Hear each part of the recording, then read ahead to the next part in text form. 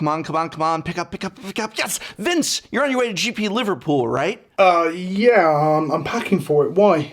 Can you do me a favor? No way. Last time I did you a favour, Brian, I couldn't get the smell of fish out of my fingers for weeks. Please, will you get me a playset of Temple Gardens signed by Titus Luntner? He's one of my favorite Magic the Gathering artists, and I'm sure he's going to be at GP Liverpool and... Oh, Professor, I thought we agreed on this. The skits about the artist was over the top and in bad taste. I just love artist signatures. I thought this was supposed to be a bit where you called me and kept misnaming Assassin's Trophy as Ass Trophy, and I had to correct you. And it's just such a big driving force for getting casual players like me to MagicFests. Gosh, I sure hope you're not about to tell me that magic artists have died to removal. Professor, are you trying to be edgy? Well, duh. Why do you think I picked you as my new co-host, pleasant F-bomb Kenobi? You're using me, Brian. You're using me.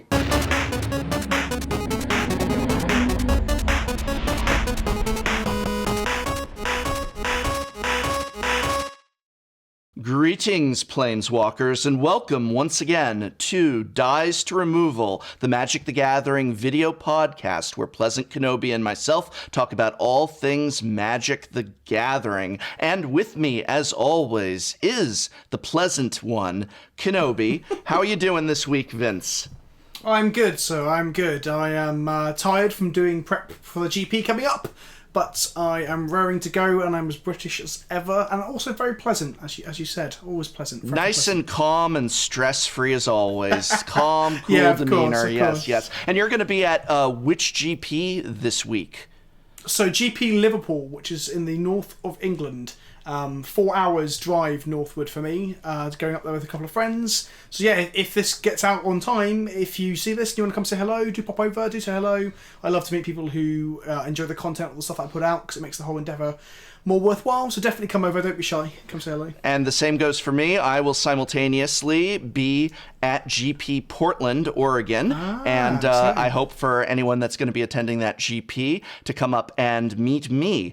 Before we get started, really quick, I'm really excited to announce that we have in the Tolarian Community College student store Dies to Removal playmats featuring the awesome artwork that was designed for Dies to Removal and that you see in our opening sequence, those of you that are watching this on the YouTube channel. And you can pick up your very own Dies to Removal playmat as well as other TCC merch over at www.tolariancommunitycollege.com/store. We've got Dies to Removal playmats and more. So go check that out if you're interested. And we are up, by the way, I'm so excited, Vince, because we're up on iTunes. We are up on SoundCloud. I've got all these links in the video description. We're up on Stitcher. We're up on everything. We got up on the whole thing. We've already got a really healthy listening base, and anyone wants to follow us on iTunes or leave a review on iTunes, that's also very helpful. Other than that, why don't we just dive right into it? We're going to start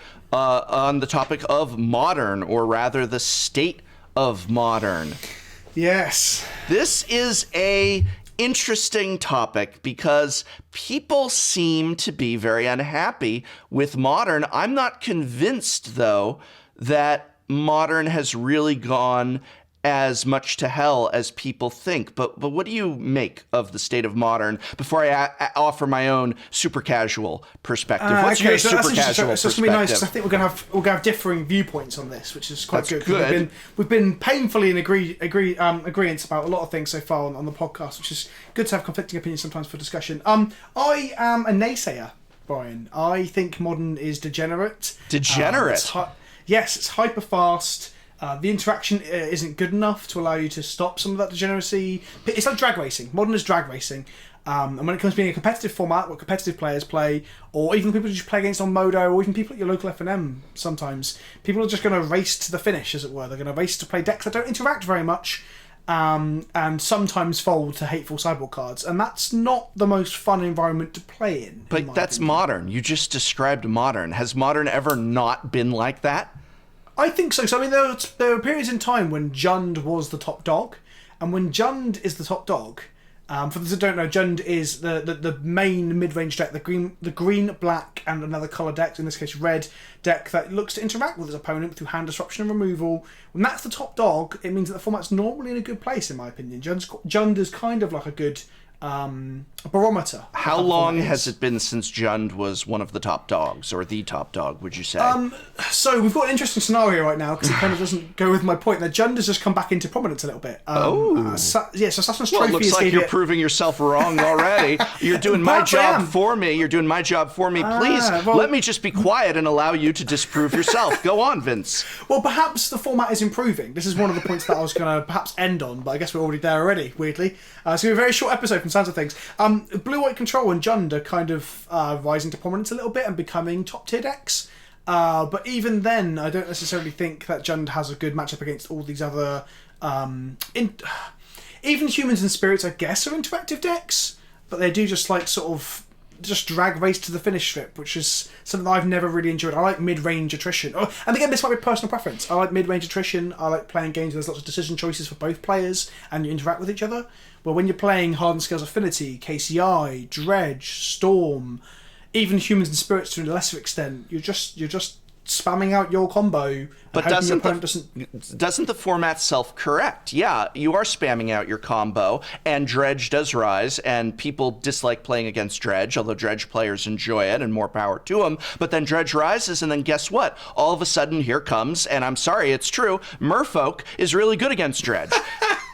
Is it? It is, actually. Merfolk is really good against Dredge, and Merfolk keeps that deck in check. And what happens is that Modern is a format where there is never one overwhelmingly dominant deck for long. These decks do gurgle up to the top to be like, it wasn't that long ago that it was just humans, and then before that it was Tron. It still kind of is. Humans and Spirits are still quite... Yes. If you look at I always go for, if you look at MTG Goldfish and you click on the metagame tab, you can look at percentage results. And that's not always accurate, because obviously a lot of people play Modern that don't top 8, for example. I guess the thing with Modern, I guess, to an extent, is that people will play what they want to play. Like, you will always play Merfolk, even though it's quite a bad deck.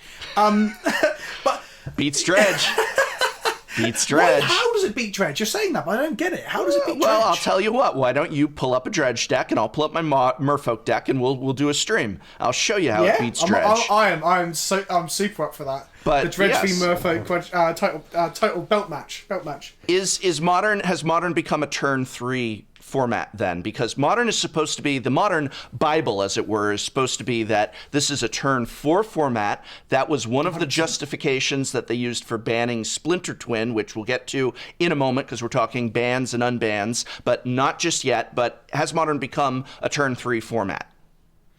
I think it has. What I understand from the mission statement of Modern should be a turn 4 format was not that deck should always win on turn 4. No. But that should be the fastest that they go off. Right. So put it a good several turns behind some of the turn 1 and 2 combo decks of Legacy and Vintage, for example. But over time, decks have got more and more consistent and faster because more and more cards are printed. Look at Hollow One. Hollow One didn't exist in any capacity, really, up until very recently. And there are decks that either they literally kill you on. I love that deck. It's so much fun. It's a fun deck. Yeah. Whew, I was scared you weren't being sarcastic then, and I was like, "Come on, Brian, I'm that's not being fun. sarcastic. Hollowed One's a fun deck. What? It's a lot of fun. Have you played just like it? making 4/4s and 5/5s, don't you? That's your bag. Yes, I'm all for it. I'm all for it. It's another RNG solitaire heavy deck that doesn't lead to interesting games of Magic. But I don't think you like Modern as a format, because Modern is a solitaire format for the most part. I played a League of Jund for the end of the stream. Yes, besides Jund. We've heard enough about Jund. Yeah, no. But even my Jund versus Tron match was hugely interactive. But there was a match that I played, Death and Taxes on stream versus Dredge, and I turned to a Rip. And there's still 12 power in play before that Rip comes down. All right, anyway. And people in the comment section are like, what happened? I thought you ripped them. Like, no, look closely, there's a Rip in play. It's just the decks are that fast. Yes. And I don't think... And the thing is, so that annoys me from not only a play perspective of how I like to play Magic, but as a brewer. So, like, on my channel, I want to make stupid decks. I want to flicker wisp siege rhinos. I want to try and cast Banefire with 37 mana dumped into it. I want to do all these fun and different things. And modern used to feel like the format that I could do that in because it was so wide and so open. But over time, it's just got faster and faster to the point that actually now brewing in modern is really difficult because you're just gonna get turn 3 killed. Like Storm is probably one of the biggest offenders because it got Baral, which I still hold as a mistake from R&D. That card has been bad for every format it's ever been in, bar standard. And that deck is so consistent now. It's unbelievable. Baral was from Kaladesh block. To accuse R&D of making a single mistake in Kaladesh block is just absurd. Go on. It's why, we talked about postmodern back in episode 1. Right. It's why I do believe they will not put Kaladesh into postmodern. I do believe it will start with Ixalan block. Was Ixalan the next one or was it Amonkhet? What was next? Amonkhet. Amonkhet. Yeah, they'll start with Amonkhet. Because Ixalan, as you sarcastically said, Kaladesh is full of mistakes and issues. And Baral is definitely one. But it was fun. And that's what I fun. think it comes down to, is magic. that modern is still fun. Modern is still, it's not the format. Now, I get what you're saying about brewers. I totally agree with you that I wish, and I'm a big brewer supporter. I love seeing people brew. I want a format where people can pull out their binders and portfolios and start coming up with cool brews. And modern has not always been that. It's sometimes had these renaissance periods where it could be that, but for the most part, modern is the format where you have a large selection, I think, of decks, and you pick your deck, and you learn your deck, in my case, Merfolk, in your case, Jund, whatever, and... No, Death and Taxes, Brian. Death and Taxes. Watch my channel enough. I don't watch your damn channel. But go check out Vince's channel. But anyway, this is a format where if you learn to play your deck really well, you can actually overcome an opponent on a better deck who doesn't play it as well. And that's what I like about modern. And yeah, there is a solitaire aspect to that. There are moments of interactivity, but what I do love about modern is, even though it's not a brewer's paradise, it is a deck owner's paradise, where if you have an identity deck, I am the Death and Taxes guy, I am the Merfolk guy, I am the Affinity gal, I am the Infect gal, that I am able to be so good at Infect. Like, is Infect in the top 5 right now? I don't believe so. And so, no. But there's people who will come out and they will ruin leagues with their Infect because they are so on top of it. Before Dredge had this resurgence, the Dredge players would come out and ruin that league because they knew how to play their deck so well. And that's what I like about modern. You keep banning the wrong cards from Dredge, in my humble opinion, but that's probably a topic yes, we'll talk about the bans in just a moment. And so I think that what we get with modern, and this is my philosophy on modern gets an incredibly bad rap from pro players, grinders, people aspiring to that level, because there is no best deck, despite the prominence of decks, that even humans can lose to Merfolk, which actually somebody just posted that to Reddit going, ha ha ha, my budget Merfolk list just took on a fully upgraded humans list, or something to that equivalent, was just top of Reddit. And it's like, this can happen in modern because that player knew his or her deck better than the other person. Sure. And I think that's why pros hate it, because they're not solving a format. I've got a counterpoint to that. So I think you're saying about pros wanting to have the best deck, as it were, and you're saying they want to solve the format. They want to. They look at standard and they go, exactly. Yes, I'm using my pro mind. I hate the idea of a best deck. Yeah. It bugs me so much, especially in Legacy. Like, Miracle's been the best deck for years. I used to always say, well, it's not really, otherwise it would be able to beat everything, and it can't. I hate the term best deck, but I think you are right that modern allows you to have knowledge and leverage that knowledge to get ahead. Right. But I also think that modern reduces the in-game playing skill level. The amount of leverage you can get out of skillful decisions is less in modern, because modern is dominated by linear decks that get hosed by hateful sideboard cards. Mm-hmm. With the comparison to other Eternal formats like Legacy, for example, you've got things like Days and Force of Will and Wasteland, and even things like Hymn to Torok, for example, that are more... They're cards that allow you to disrupt or disable your opponent in a way that causes back and forth and decisions to be made. In Modern, the decisions start with what you put in your sideboard and whether or not you mulligan to those cards, and that's kind of where it ends sometimes. Like, how many games of Modern have you seen? It's not always the case, but they just lose to Rest in Peace. They just lose to Stony Silence. They just lose to Blood But isn't Moon. that their fault for playing that deck? Shouldn't the push in Modern be, then don't play a deck that loses to Rest in Peace? But players won't do that. Well, that's their own. Then they shouldn't complain about that they refuse to do that. But that's the thing, when you go into a tournament, you're playing against many, many people who are doing the same sort of thing. And a lot of decks that don't get hosed by those powerful... But that's why I don't play a deck that loses to Rest in Peace. So let me give you an anecdote. Like we know, I'm a Merfolk player, and I occasionally get someone snickering going, yeah, okay, and then I'm going to turn 3 choke you. Choke doesn't do anything to me. Boil doesn't do anything to me, because even though I'm on mono blue Merfolk, I have built my deck in such a way that the hate cards that would otherwise completely shut down Merfolk, like Boil and Choke, they don't have an effect on me because I've got Mutabolts, I've got and I'm in the same place as Seachrome you are. Coast. I'm playing a deck that doesn't fold to one of these hateful cards. But at the same time, we're both playing decks that are arguably not in that top tier and aren't powerful enough just to steamroll people out of nowhere. The decks like Dredge and KCI and Storm are decks that are putting up the results because they are just, I guess, more consistently powerful when they aren't randomly shut down by a single sideboard card. And obviously those cards all have counterplay around things like Thalias and Aetheron Canonists and Stony Silences, of course. But they are so linearly powerful, and so... if the opponent doesn't draw the sideboard cards as well, you just get there. The percentages lean towards competitive players, and players grinding events, playing those decks, and it makes for a very unfun environment, in my opinion. But I guess there a solution? Go on, finish your thing, and then I want to ask. I was just going to say, because there's someone on Twitter recently, I'm really sorry I can't quote them who it was, but someone said not every format has to be for everyone, so perhaps Modern is the format for competitive players to play their linear drag racing. I feel it's a shame because I remember Modern much more fondly than that, and I've enjoyed it. And we're going to come to the answers. Like, I remember when Split the Twin was legal in Modern, I don't think we had this problem.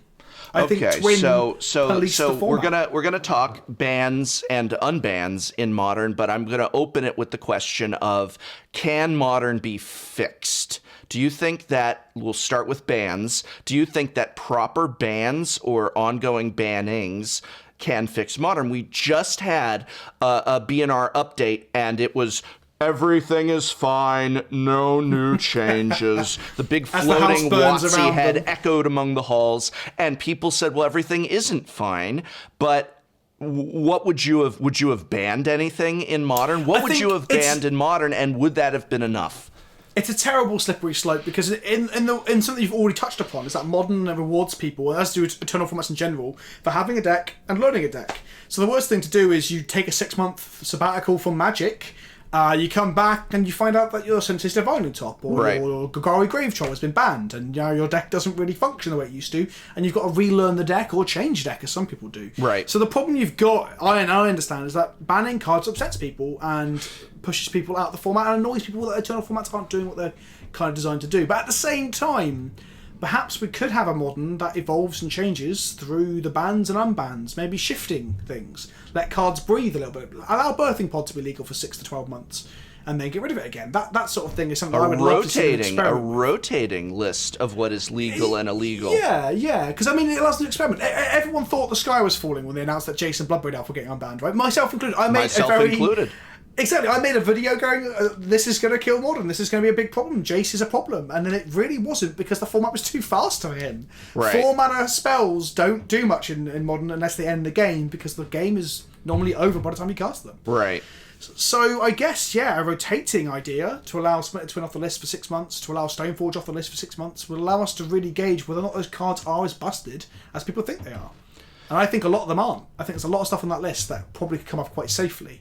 Don't you think a lot of people would be irritated with a rotating list if then they say, okay, we're going to ban these key Dredge cards so that Dredge is... Basically, let's say they go, okay, we want to have 6 months with no Dredge. And they don't just ban 1 or 2 cards. They ban, they say 6 Dredge cards are banned. And so then all the Dredge players go, well, I've got a Dredge deck. I built it up. It's my favorite thing in the world. I've got these cards, and now I've got 6 months... 8 months where I can't go down to a GP. Exactly. I think that's an awful idea. I mean, I would love them to hold a gun to the back of Storm's head and pull the trigger, because that deck is just... It's one of my least favourite decks in the whole format, and people make jokes about it, but they want to pay donation leagues to make me play the... It's also, but then simultaneously, Storm is also one of the more affordable decks that you can put together. Which I love that. I love that, exactly. Right. So I don't think they could never just pull the trigger on a deck and say it's gone for 8 months, 12 months, whatever. I think that's wrong. I think I'm more talking about the rotating issue to unban things temporarily. Sure. Well, so I think if they went, we're gonna neuter out a deck for 12 months, I think that's a horrible thing to do. I think allow decks to breathe and old cards to come back for a while, and if they are truly degenerate as things like Eye of Ugin would be, then they can put that genie back in the bottle. I mean, Eye of Ugin doesn't even need to come into this conversation because that's never coming back. But they can put the genie back in the bottle, couldn't they? Well, I don't think they can ban out decks. That would be horrendous for the players that have bought in for it. But if they can't, if you're saying they can't ban out decks, if they can't ban out it sounds like you're saying that. Correct me if I'm wrong. If you had your druthers, you would not have banned anything in the last BNR update. In Modern? What would you have banned? And banned. So to go back to that question, there are some cards that you could ban to try and shake up the format and change things in the way that I'm talking about. Ancient Stirrings is one of them. It makes decks that people really don't like KCI and Tron, very consistent. Right. So I think Ancient Stirrings is definitely one of them. And Fast Mana is something that people don't like, but again, it's not really causing that much of an issue. Mox Opal, I guess, again, is KCI and Hardened Scales. Suspiciously absent from Ultimate Masters was that Mox Opal. Exactly. So I thought Opal was for the axe, and when they didn't ban it, I was like, oh boy, that card is going to get very expensive very quickly. But given, so I dread to think what that card's going to cost in 6 months' time. Given that they printed Splinter Twin in Modern Masters right before banning it, I would say the fact that Mox Opal is not in Ultimate Masters means it's safe, and the fact that the BNR update came out and it was safe, we actually should be worried about some of the cards in Ultimate Masters that are going to get banned in the next BNR you're making update. It sound like you're making it sound like Wizards have plans, Brian, and they'll keep to their word and do the same sort of stuff. I mean, I wouldn't take anything they did with the last Masters and ban and restricted to reflect on this one, if I'm honest, from what we just said before. But yeah, it's weird that Opal was gone and that card's going to get expensive now. But again, I think unbannings, if I'm completely honest, unbannings. You said your words were Modern can self-correct. Right? That's what you said. I said maybe. I said can it. I asked the question. Many Magic the Gathering players asked the question, can Modern self-correct? And I think it can. And I think there are cards on that ban list that can help do that. Like what? Okay, so basically the idea, and I've seen a lot of pros float this more and more, which is stop trying to ban our way into a corrected format and unban our way into a corrected format, which is that the Modern ban list has far too much on it, and that by restricting what we can play with, you are encouraging these degenerate decks, and that if we had more options, then there'd be more abilities to keep decks in check, to keep them in place, and it wouldn't mean that we're hating out Dredge or even KCI or Storm entirely, but we're keeping them from running so wild because there's enough diversity out there that they're going to get stopped. I think it's got a lot of merit. I admittedly was wrong about the Jace the Mind Sculptor unban. I was very frustrated about that. I thought that this was a mistake, one done out of greed, and it turns out they say they don't test for Modern, but it turns out they did test a little bit for that, and they said it's safe. And so I think that unbannings might be the way to go. What would you unban? What's safe to unban? Not Treasure Cruise. No. So there's certain cards that need to stay there for forever. Dig Through Time, Treasure Cruise, Eye of Ugin. I played the format when all of those things were legal, and it was just a joke. There were certain decks that they were the best decks because they were just so good. Anything that messes with mana, I think, should be banned. Anything that does, like Delve, it's like it's generating mana that you shouldn't otherwise have. Yeah, Delve and Phyrexian mana are both very anything with Phyrexian mana. I think precarious tightropes. I think all Phyrexian mana should be banned. Period. That said, I think Dismember is a perfectly fine card that exists. I think Noxious Revival is a cool card that enables some interesting combos. Sure. And I think that Birthing Pod, as much as it limits future design space, they said that Siege Rhino obviously pushed that card over the edge. I don't think Birthing Pod is anywhere near as degenerate as some of the other stuff in the format, or any more degenerate than the other. Are you mad? Birthing Pod absolutely needs to stay banned. Birthing Pod is insane. How is Birthing Pod any different to Dredge conflagrating their opponent to death and killing them with creeping chills? How's it any different to... Well, that's Magic, but it's... Exactly. So I think Birthing Pod is incredibly powerful, and it would easily be one of the top decks, and people would be annoyed about it, but it's no different to getting Karned on turn 3. Okay. Birthing Pod is in the same camp, and that's the reason I think Twin should be off the list as well, because Twin's different. Twin was I know it's become a bit of a meme at this point. I know that that the Magic the Circle Jerking subreddit will go nuts with this, but I'm sorry, Splinter Twin did nothing wrong, and Splinter Twin deserves to be unbanned, and I think I believe that most of Modern's problems today really can be traced back to the unfair banning of Splinter Twin. They can deny it all they want. I will not believe them. I don't believe their denials. They banned it because they thought we're going to start banning things to shake up Modern and change decks to create a pseudo-rotation. Because it's a Pro Tour format, that was why. Yeah. That was why they were doing it. And now we're moving away from Modern being a Pro Tour format. It's fine to let it stagnate, inverted commas, but it doesn't. There's new cards put in all the time that shift things up. But we agree on that point, even if you were playing Devil's Advocate earlier, that Modern was fine because Merfolk can beat Dredge. Splinter Twin does fix a lot of problems. It punishes the decks that don't want to interact. Right. If you don't have removal, the Twin's going to twin you. Right. And the thing is, I don't think a lot of people didn't play with Twin are scared of it. Much like people were scared of Jace, because we never had Jace in Modern, so it's hard to really gauge it. But I remember playing against Twin, and go back to Jund again. I don't even like Jund that much, but I just think it's a good example of a fair deck. Jund has a hilariously good matchup against Twin, and has a very good time against Twin. And again, you then have top decks that are like Rock, Paper, Scissors, or a four-way version of that, and that's probably better than what we have right now. But why is Stoneforge Mystic banned? What is Stoneforge Mystic going to do? What is Stoneforge Mystic going to do that is so bad in comparison to Tron, to KCI, to Dredge, to even Hollowed One? Like, what is it going to go for a Batter Skull? Like, I don't get what Stoneforge is going to do. So I make a lot of jokes on my channel about unbanning Stoneforge, and there are viewers that are going to laugh about this because there's a running meme on my channel. We've plugged your channel enough. People get it, all right? We get it. I'm considering watching one of your videos. Okay, Please, good. Let's stick to the discussion at hand. Yes, we got there. Got there. I've been noticed by Brian. Yes. So Stoneforge is a weird one because I meme about it a lot on my channel that it should be unbanned because the running joke is when you get troned on turn 3 and lose because of it, or you get stormed off on turn 3 sometimes and lose because of it, like you said, what harm could Stoneforge do in that sort of scenario? The problem that Stoneforge has, if I'm honest, and I wish I started the whole running joke on my channel about Twin, because Twin is the card I do want off the list. Stoneforge does what they claim Twin did. Stoneforge would make the white non-combo decks homogenous. They would all become Stoneforge decks. Death and Taxes would try and shoehorn it in, it would be really bad. Abzan Deathblade, Jeskai Deathblade, Mardu Deathblade, all these decks would just play Stoneforge because it's so good.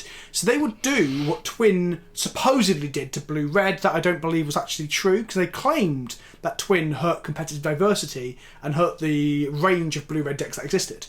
So Stoneforge, in a weird way, it's not too powerful. It's nothing compared to some of the stuff that happens. Kind of like I was joking about, but not joking, like I was jovially saying about Birthing Pod, or Birthing Pod to WinCon. That's probably better than Twin, per se. But Stoneforge would make all the white decks look the same. That might be a reason to keep it on the ban list. How many blue-red... What's the diversity of blue-red decks currently? Just for Pretty...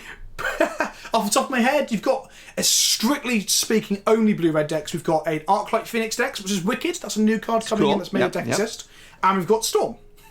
Cool. There are other decks that use blue and good thing red, we don't have Splinter Twin getting rid of that vast diversity. And the funny thing is, that would be the exact same thing that would happen if Twin was off the ban list tomorrow. There'd be Storm, there'd be Arclight Phoenix, and there'd be Twin. Because when Twin existed, there was Storm, Delver when Treasure Cruise was around, and Twin. Right. So it's exactly the same. So the reasons they banned Twin were absolute falsities. They're absolute lies. Gee, Mr. Kenobi, it almost sounds like the reasons they gave for banning Twin were disingenuous. Gosh, exactly. They wouldn't do that. Like, Pro Tour's around the corner. Oh, we better. Oh, yeah, competitive diversity, of course. I always hated. I just got to say, I always hated that crap about we need to see the players playing with different decks, because when you watch basketball, you're not seeing the players playing with different balls. They're playing with the same ball in the same court and the same setup, but you watch to see those players and what they do with those things, and you tune in to see the pros and what they do with those same decks. Where that's an interesting point. So I agree with you,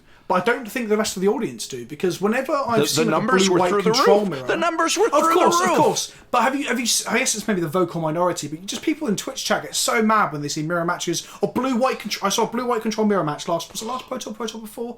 And people were just losing their minds. Oh in the chat. no! This is so boring. Oh so dear! Boring. I didn't realize Twitch chat got upset about something. So yeah, maybe I shouldn't use that as an example. Twitch chat got upset about something. Well, that's definitely evidence in your corner, because Twitch chat is, when I think of Twitch chat, I think of supportive, intelligent, kind, and fair in their criticisms. So if they were somehow becoming very upset about Brian, who are you like to judge a match of whose Magic, opinion is more important, okay? Right. Twitch chat are Magic players just like you and I, Just because your subscriber count doesn't like make you any more worthy.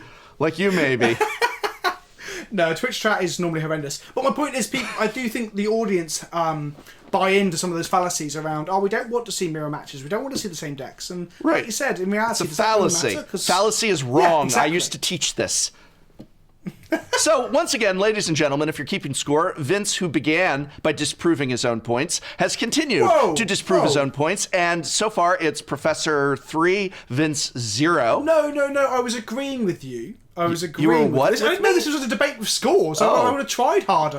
But I was agreeing with you, and I was just saying that I think, although we may agree and have a similar point that we agree on, there are parts of the community that won't, and I guess other voices do matter. That said, I guess when have Wizards ever really cared about vocal uproar from the community? But that's probably another topic for another time. Wow, I'm going to have to apologize there. I'm so unfamiliar and unaccustomed to the sound of someone agreeing with me that I didn't know what to do. I didn't even recognize that's what was happening. It was so I apologize there. And let's move on to our third topic. Speaking of community outroar, we've got quite a thing that happened. We made fun of it in our opening skit, and we debated talking about this because actually this is a sensitive issue, and I don't want to make light of it on either end. I don't want to just demonize Channel Fireball. That's the easy thing to do. And I don't want to either have any aspect of like finger wagging at the artists who are involved in this boycott, but I do want to flesh it out. And so we have an artist boycott going on, signed by a large number, but not all, of Magic the Gathering artists who are no longer going to be attending GPs or MagicFests, which is what GPs are turning into, due to the reasons that they have outlined here. And I just want to take a moment to go over a little bit of what their complaints are. The main complaint that was outlined in this letter is that artists feel that they are being treated more as vendors than as guests. And they offered for context a list of services that they were receiving at GPs just a few years ago. And this is literally just a few years ago, before, by the way, Channel Fireball was given the monopoly in running all GPs. And that list includes paid flights, a paid hotel, a break room, a place to store their gear, which obviously has a lot of value, large tables where they've been receiving a certain size of table and they now have to pay for the larger table, Thursday dinner with organizers, a Sunday group event with the event staff. And what they get today is that smaller table arrangement where they can pay for an upgrade option, and limited and unclear hotel sponsorship for some, meaning that some, but not all, will have some level of hotel reimbursement or rooms offered to them. And this is signed by a lot of names, and some people even pointed out, well, a few of these names were not necessarily regularly attending GPs. Fine, but a lot of these names were attending GPs regularly, and more names were added to it later. And I think it is also fair to say that when you have this was a very bold move on the artist's part, because they're risking, potential blowback from, if not Channel Fireball, certainly even possibly Wizards of the Coast. I don't think they'd do that, but there's that fear in the back of your mind that could happen. And I would imagine a lot of artists, I'll bet my paycheck, in fact, that a lot of artists said, I support you, I agree with you, but I'm too scared of what repercussions might happen to me, either publicly or professionally, if I put my name on the list. So for those who put their name on the list, it certainly was not a nothing thing to do. This was a big statement on their part, and I think it deserves a fair look. And by fair, I do think that means being fair to Channel Fireball as well. They made the statement, they didn't ask me anything on Reddit, and they revealed that they're not making any profit off of GPs currently. But and I even reacted on Twitter to this, and then it was pointed out that they clarified this was Channel Fireball Events, which is a different organization than Channel Fireball, at least on paper, but it's Channel Fireball, and that turning a profit does not mean, and I really want everyone to wrap their head around this, turning a profit does not mean you're not making money.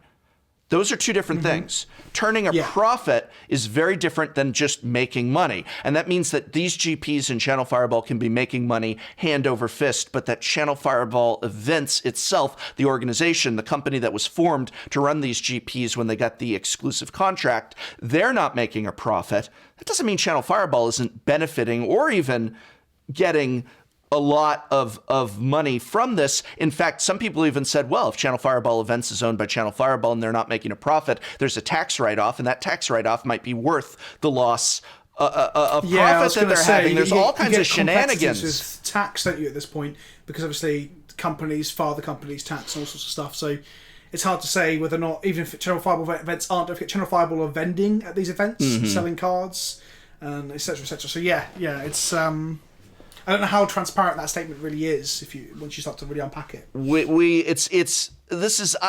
think it's very fair to say that a business is capable of doing grossly complex things behind the scenes so that publicly it can appear one way in terms of finances, so that you could make a statement. Like, that was the thing about that statement where they said, well, we just want to let you guys know Channel Fireball Events has yet to turn a profit, and who knows what the next 2 years will bring, but just know that we're not making a profit now. And then you get that sympathy. And I was very sympathetic to that. And I made a few tweets off the cuff where I was like, well, gosh, they do deserve to make money off of this. It is a lot of hard work. And I don't think it's fair for anyone to say it's not a lot of work to put on these conventions.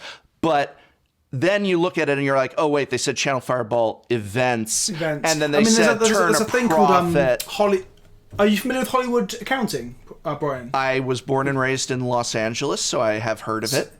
Yeah, so for those at home, just a really brief, super brief, and you can go away and look it up and you'll be amazed. A lot of films that are incredibly successful apparently make no money because you can write off so many expenses and so many tax issues and all sorts of stuff to make films apparently make no money and therefore not get taxed, even though they made millions or billions. So it's just the same sort of thing again. Hasn't Amazon not turned a profit yet and never paid? I know they've never paid their taxes, but hasn't Amazon not turned a profit? Yeah, YouTube itself apparently makes no profit. Whether or not that's true because the outward costs of like the servers, or whether it's actually just a bit of Hollywood accounting is not clear because no one's seen them because obviously it's private affairs. But there's a lot of this sort of stuff going on, but.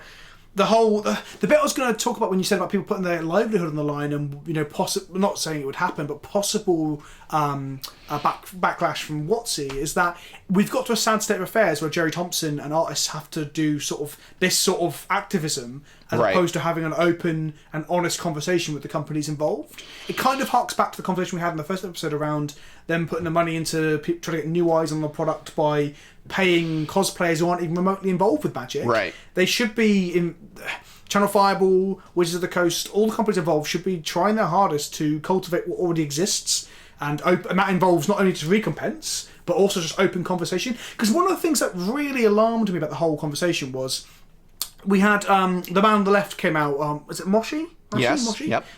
He came out with his statement at first, and it was a statement that was very badly received because it was a bit tone deaf and it was a bit like, here is what's happening. But when I looked at it quite a bit and I was talking to some people, I won't name any names, I was talking to some people and they pointed out to me that actually the artist was saying there was not any recompense for hotels, or there was less, but Moshi's statement suggested that they doubled the hotel recompense since last year.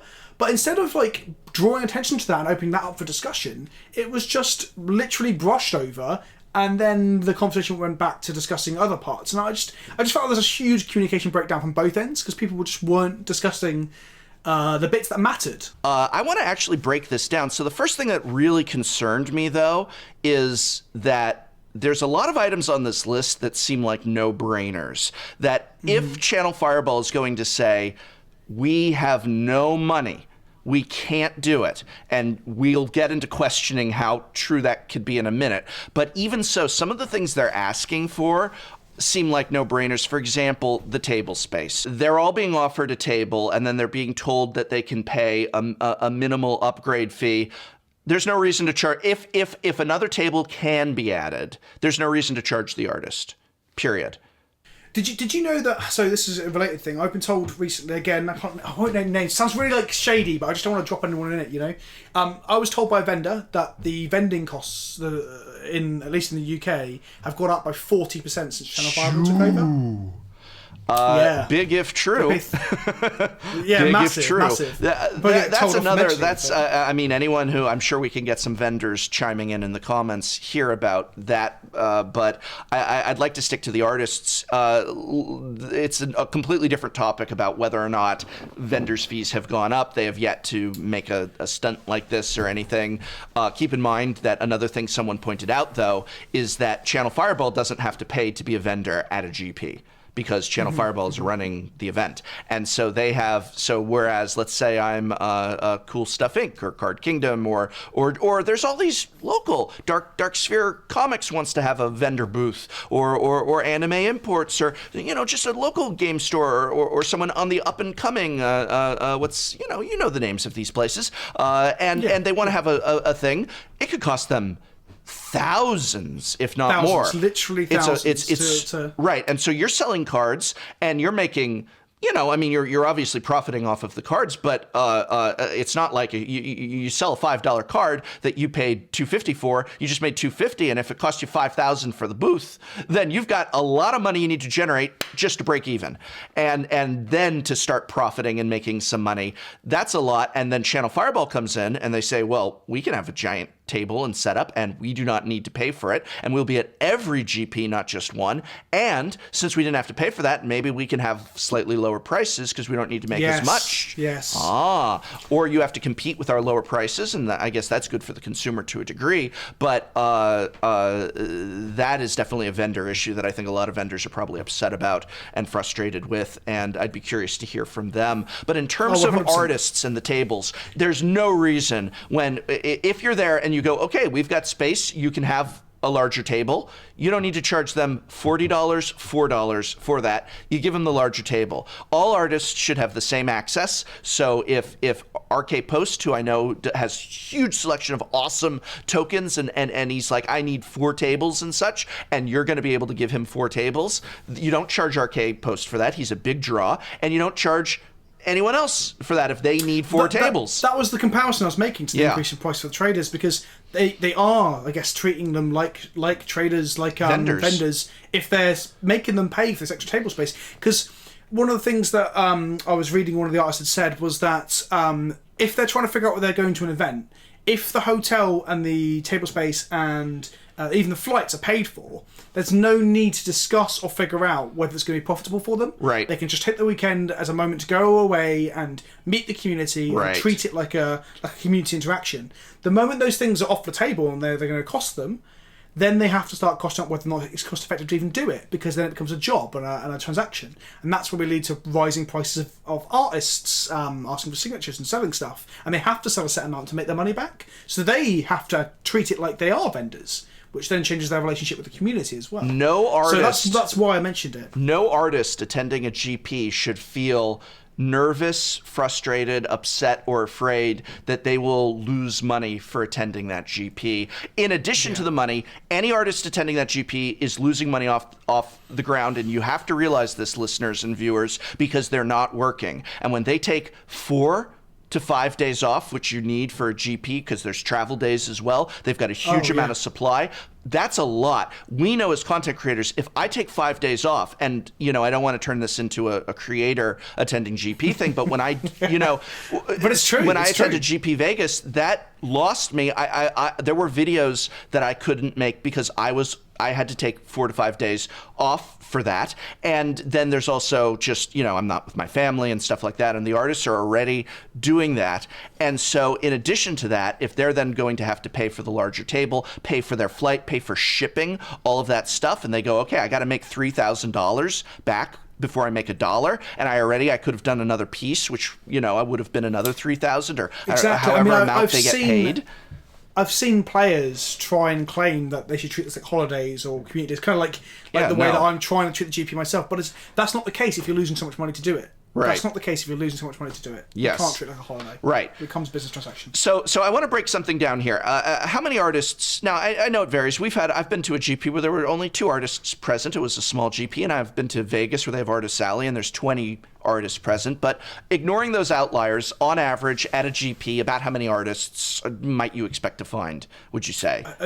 A European one, four, maybe five? All right. I'd say, an American one, we can maybe up that and say it could be as high as 6, maybe even 7, depending on it. We have some small ones here. So let's say there's an average of 5 to 6. Okay. Channel Fireball has booked a hotel that they've gotten a block discount with, that they're paying, that anybody can get a room at. And I'm sure that Channel Fireball, putting up their staff, is getting, like at least a comparable block deal, if not possibly a slightly better one. A hotel, let's say, you're going to tell me what it is in Europe, but I'm going to say in most of these places, we're going to St. Louis, we're going to Las Vegas, we're going to Portland. And I'm going to say on average at that block deal, what are you paying for a hotel room each night? An average for an individual? For an individual. Can you between £75 and £150, depending on what city you're staying in? Could be. I'd say it's probably that in dollars. I'd say it's $75 to $100 out here. And again, there's going to be some cities where it's like, oh man, the hotel was way more than that. But GP Paris, for example, sure. Of how expensive We're talking generalities here, and I want to work from an American position for a moment, and then we can jump it across the pond. But okay, you got 5 to 6 artists. They're staying Friday night, Saturday night, Sunday night, or Thursday night, Friday night, Saturday night, and leaving Sunday afternoon. I see some artists do that. So we're talking 3 nights. We're talking $100 a night. We're talking $300 for hotel.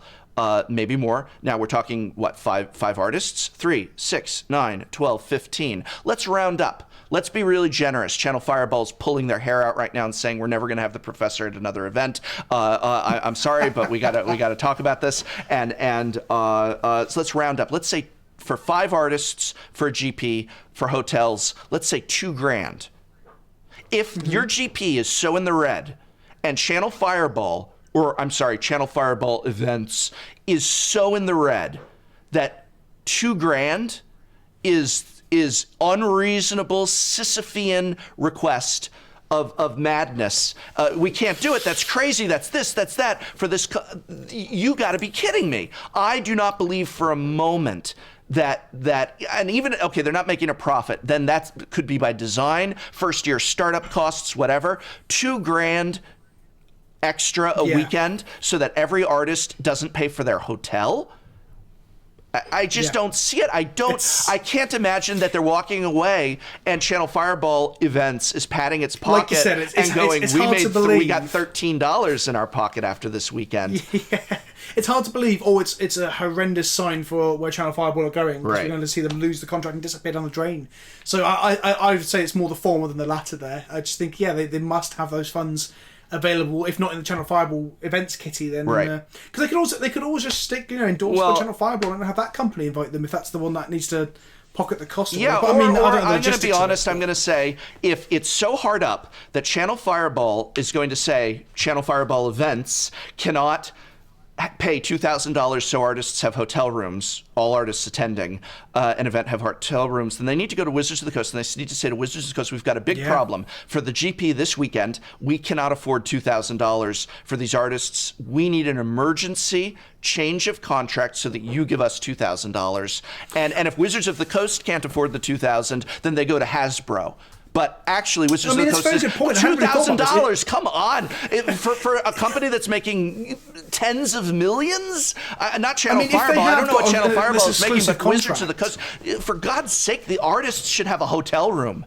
And okay, now I want to be fair to Channel Fireball. Okay, because I'm going to throw Channel Fireball a bone. Plane tickets are a different story. Plane tickets are very expensive. Even a cheap plane ticket in the U.S., I know actually plane tickets I think can be cheaper in Europe sometimes than the U.S., like to fly from Germany to France or something. But in the U.S., very cheap. If I want to fly someone from Minnesota out to GP Portland, a round trip for one person in the worst class, that even with Super Saver can be at least $500-$600. Mm-hmm. And if you're flying them from Europe, it's quite that's another thing, or even New York, or New York, or Florida, or something like that. And I'm just talking about if we were going to say American artists at American GPs, British artists at European artists at European GPs. But even so, suddenly you take that $600, $500, you times that by 5 artists, and that's okay. Now we've gone from $2,000 to another $10,000 to $15,000 per event, and suddenly when I'm saying, and then you add the $2,000 for that onto it, and now we're saying, and let's be fair, now we're saying to fly those 5 artists, and some GPs have more than 5 domestically, and put them up in hotels. We're talking what, $15,000 to $17,000 per week? That's suddenly a different. I'm not so indignant. Suddenly I think sure. So, but I think yep. I think one of the interesting points you've raised that I haven't really considered before was how this needs to be a discussion perhaps between Channel Fireball and Wizards of the Coast, because Wizards of the Coast already have work commitments with these people and contracts with them and agreements with them. Right. And they're the ones who've made one singular contract with Channel Fireball and allowed a monopoly to form, which the user base of the game were not happy with and still aren't happy with, and this is making them be more vocally unhappy with. So perhaps, maybe Channel Fireball and Wizards need to be having a discussion around what they can do to fix this, because I saw the stuff being shouted about on Twitter about let's charge an entry fee for everyone going into the GP, because it's like a Magic Fest, like any sort of convention. That's not a solution, because that's it's a band-aid for the current problem, and I don't think it works currently until we get them to be actual Magic Fests, because at the moment it's a big tournament with side events. It really needs to feel like an actual convention where the artists are going to be there and enjoying themselves. At that point, when it's a real convention, and you can line up to get signatures from people who don't feel that they're there as a business proposition, then sure, then you can start perhaps charging a small entry fee. But in its current format, you can't do that. It's not going to fix anything. Right, and if you are going to transform, and this is where Wizards gets involved, and I hate to turn it all around on Wizards again, but here we go. If we are transforming GPs into Magic Fests, where a Magic Fest is going to mean something, where a Magic Fest really is going to be a Festivus for the rest of us, and it really is going to be about not just the main event, but for everyone to come in. Well, what is that experience? Yes, that experience is side events, casual events, but it's also the people who are the guests of the fests. And that is first and foremost going to be artists. That is second going to be cosplayers. And we talked about this in episode 1, but most cosplayers get less than what artists get going out. A couple of them do, definitely. They do. And I don't want to stir up any things where it's going to be like, hey, one of my cosplay friends is going to be like, hey, Channel Fireball treats me well, and you're screwing that up for me. I don't mean to do that, but I do know that the majority of those cosplayers, they're paying to ship their own costumes out and things like that. Or maybe they're not having to pay for a hotel room, but they are having to pay for the travel or whatever. And if you're going to have Magic Fests, I can't pay, even if I fly a cosplayer out and I pay for that cosplayer's hotel, that cosplayer can't pay for a new costume based off of a free flight. Like, at a certain point, if a Magic Fest is every weekend, and every weekend it needs to be exploding with artists, cosplayers, and, I'm going to bring ourselves into it, content creators. Like, I did a lot of I was a guest at a lot of Channel Fireball events this past year, and I can never do that many again because it cost me too much money in missed work. And I don't mean to sound ungrateful. I had a great time, and I did it both to promote Pauper and also to meet people. Like, I didn't want to go to GP Vegas, and Channel Fireball brought me to GP Vegas in exchange for bringing me out. That was kind of like, I was like, I would love to go to Brazil. I have fans in Brazil. I can't afford to fly to Brazil. I would love to. And they said, we'll fly you out to GP Brazil, which we want you at, but we do want you to come out to GP Vegas, GP Vegas was like a $49 ticket. I was a drive away. So like, and so that didn't cost them that much, but yeah, I thank them for flying me out to Brazil. That was very generous of them. But I'm going to do I can't afford to take 4 days off, 3 days off, 5 days off, once a month next year. It was becoming problematic. I completely agree. I mean, I said to you before we started recording that I'm already stressed this week because I've only got 2.5 days to get some content out and get things sorted with new tech. I've got new camera bits and things like that as well. Yeah. But what I was going to say was it's frustrating because it's not like conventions haven't already got pre-established sort of schemas they could steal from other communities or industries, because these things already happen. They can already just carbon copy, Comic-Con and other similar things like that. Obviously not on the same scale, but... How come they can't carbon copy what they were doing a year before the bloody... And this is the thing I was going to say, is I'm They were already scared. giving this to artists. They were already giving artists everything. Yeah, so both Channel Fireball and Wizards seem to be cutting some corners and costs, without a doubt. But I'm also scared that MagicFests means nothing. I'm scared that in a year's time, I'm going to go into my MagicFest London, for example, which is slapped onto a Pro Tour. Right. I'm going to go there, and it's just going to be a GP on the side of a Pro Tour. Of course. I'm going to look around, and I'm going to be like, well, this is no different to what it was before, apart from prices are still going up, and the name has been changed slightly to something that people don't really like either. And there's no change to it whatsoever, other than perhaps that they managed to move away from... I think the whole Magic Fest thing is probably to do with gambling. Grand Prix sounds more like gambling. They already have gambling issues in certain states and countries, don't they? Right. But yeah, I don't think it's going to be much of a festival. You're just going to have a convention. bunch. You're just going to have a bunch of sad MFers. What? Well, it's a Magic Fest. Oh, Magic You're going to have Fest, a bunch of course, of sad. sorry. You're going to have a bunch of sad MFers. Yes, I will be a very sad MFer Yes. if it's exactly the same as my old GP. My point is that if you're going to have a Festivus, if you're going to have a convention where the emphasis is on the people who you can go and meet, where you want cosplayers with exciting cosplays at every one. Now, if this was a once-a-year thing, the idea of we're going to invite people out and we can't pay you and this and that, that's fine. But when it's every week and this is our business model, then you have to say we have to pay these people at a certain point, or at least... make sure that they are the full-on guest treatment and acknowledge that, yeah, they're taking time off of work to be here. So at the very least, someone's going to be there to pick them up at the airport. And the other thing is that this list of things that they're talking about, a dinner on Thursday night, I guess for 5 people and maybe their assistant or husband or wife or partner or whatever, that gets a little expensive. But, I don't think it's unreasonable to take them out to a welcome dinner to make them feel welcome. You read, there was an article I'll link in the description by, I'm going to mispronounce his name, David Plummello, about how just poorly he felt in terms of the treatment, and everything he listed doesn't cost a penny. It was just in terms of how they spoke to him, how they coordinated with him, how they dropped him, how he was treated overall, and that he was just like, well, I don't want to be a part of this. And so treating them well doesn't cost anything. Things like upgrades for tables is not really, come on, costing them anything. A dinner, someone picking them up at the airport or whatever, that's a gesture. That's not it. And I don't think hotels are really that unreasonable unless the artists are demanding to stay at a place with a built-in jacuzzi tub in their hotel room and like a bird's, paradise, being watered and stuff like that. like the Motel 8 or whatever, the Gulp and Stop that is across the street from all of these convention centers. Come on, for 5 to 6 artists, you can pick up the tab on that. Airplane tickets, that is reasonable. That's very expensive. It sounds like this was paid for not too long ago. I don't understand how it was, assuming it is true, I don't understand how that was paid for before the monopoly, but not after. I don't get that. I'm very quiet throughout a lot of this, mainly because I just agree with everything you're saying. It's really hard. I guess what I'm trying to say is it's so obvious that the vast majority of people are going to feel the same way. They're going to say, why are things being cut back? Why are simple civilities being taken away in a sense? And it just doesn't really make a whole lot of sense, other than perhaps corners being cut in terms of cost. But some of this stuff isn't even that expensive.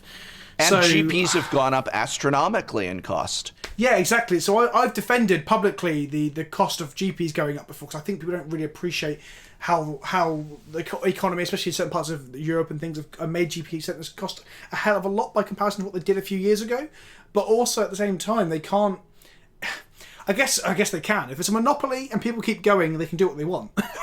That's the problem. And I'm not going to vote with my wallet because it's a chance for me to go out and see fans. But we've got to this point where communication is so badly eroded that people are having to make basically unionised action to try and get anyone to take any notice, which is crazy. Yep. It's absolutely crazy. But that's the point we've got to. But well, if you'd like to hear more crazy things about Magic the Gathering topics such as this, make sure to subscribe to this channel or follow us on. How do you like that transition? How do you like that transition? Right there, conversation winding down, so we're going right in. Subscribe to us on YouTunes. It's the new thing. It's Vince and I have developed a new podcast software called That's all YouTunes. this is. This is just a launching platform for YouTunes. YouTunes. It's the tunes you listen to. YouTunes.